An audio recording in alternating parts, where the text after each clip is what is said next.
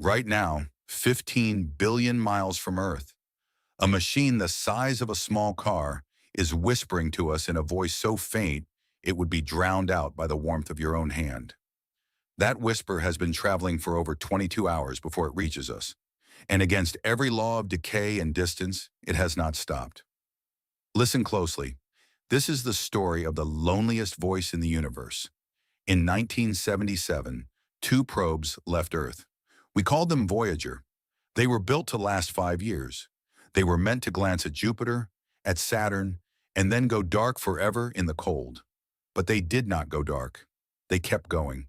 Past the gas giants, past the rings, past the last planet anyone had mapped.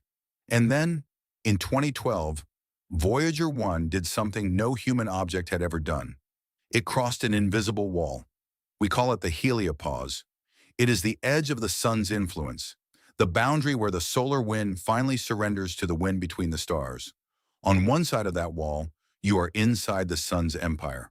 On the other side, you are in true interstellar space. Voyager 1 stepped across that line and never looked back.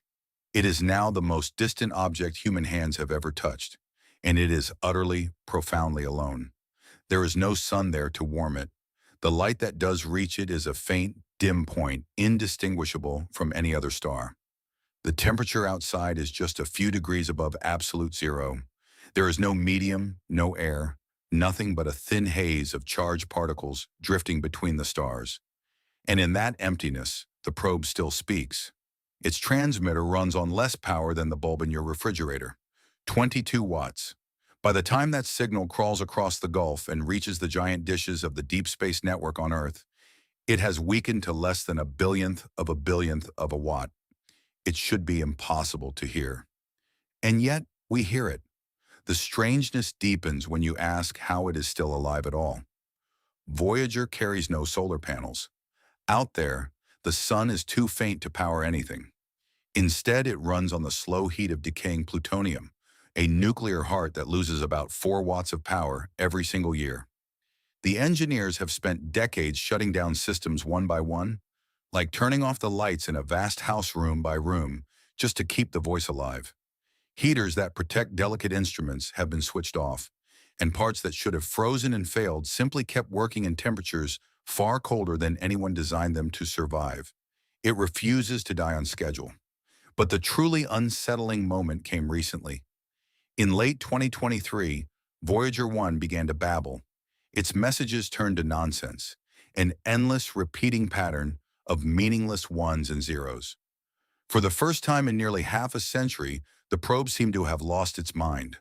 From 15 billion miles away, something inside a single chip had broken. A tiny fraction of its ancient memory had failed, and there was no way to reach in and fix it. Every command sent to repair it would take nearly an entire day just to arrive.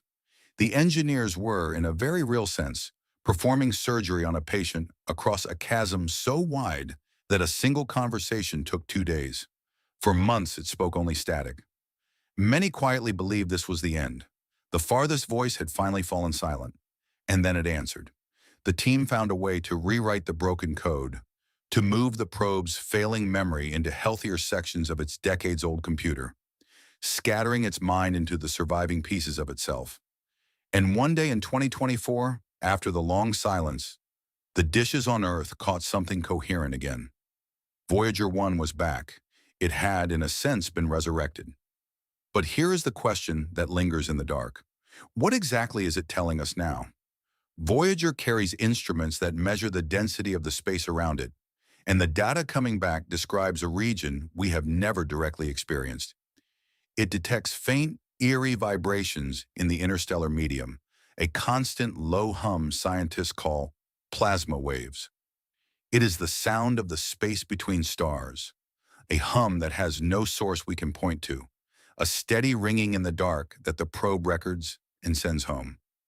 We are listening to the heartbeat of the void itself through the ears of a machine older than most people alive, and it is moving away from us at over 38,000 miles per hour, carrying with it a golden record, a disc engraved with the sounds of Earth, whale songs, a mother's first words to her child, music, greetings in 55 languages, a message in a bottle, flung into an ocean so vast that the bottle will outlive the shore it came from.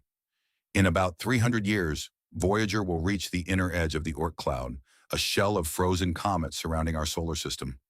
It will take roughly 30,000 years to pass all the way through it, and in around 40,000 years, it will drift within a couple of light years of another star.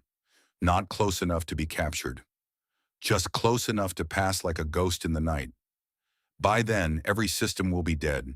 The plutonium heart will have gone cold. The whisper will have stopped, but the record will remain, the music still pressed into its golden surface, waiting. There is something almost unbearable in this. We are nearing the final years when we can still hear it.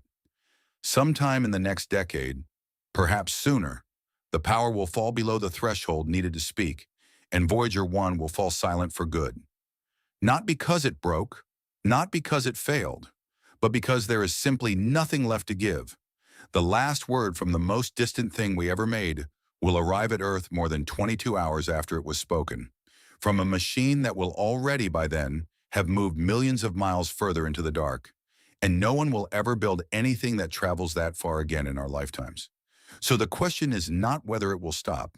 It is this: when that final faint whisper fades into the static between the stars and we are left listening to nothing at all, will anything, anywhere, ever be there to hear what comes after?